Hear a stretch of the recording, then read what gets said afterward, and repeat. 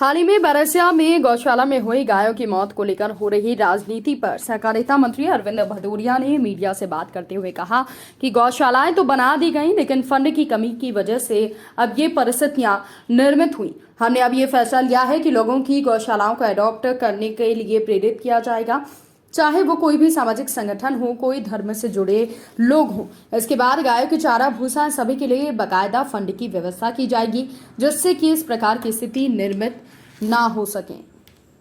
गायों को लेके एक्चुअली क्या हुआ कि मध्य प्रदेश के मुख्यमंत्री, एक्चुअली आप पूरा अध्ययन करिए हिंदुस्तान के, भारतीय संस्कृति में सबकी व्यवस्थाएं थी, चाहे गाय हो, चाहे बैल हो, चाहे वो मतलब जो चाहे पशु हो, चाहे पक्षी हो, प्रकृति में सभी की आवश्यकता है।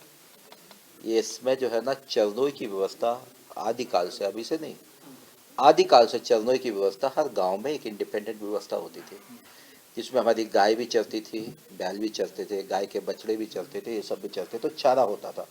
चारा सामूहिक रूप से पूरे गांव ने वो जगह छोड़ी थी, अभी से नहीं, पहले से, आज़ादी के पहले से आज़ादी के बाद तक।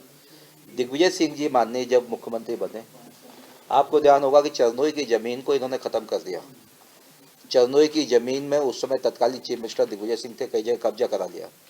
उसके कारण क्या हुआ कि गाय जो है ना कहाँ जाए, उनका भोजन तो आवश्यक है। तो चरनोई की ज़मीन क्या हुआ करती थी कि उस समय जब इनको छोड़ते तो चरनोई की ज़मीन में जाते थे, अपने गाय चारा मिलता था, चरती भी थी, और लोग अपना शाम के अपने घरों पे अपने आप भी आ जाते थे, कुछ लोग अपने आप उनको पकड़ के भी लाते थे, अपने बांध के रख लेते थे। तो कांग्रेस के उस समय की तत्कालीन सरकार जिम्मेवार है।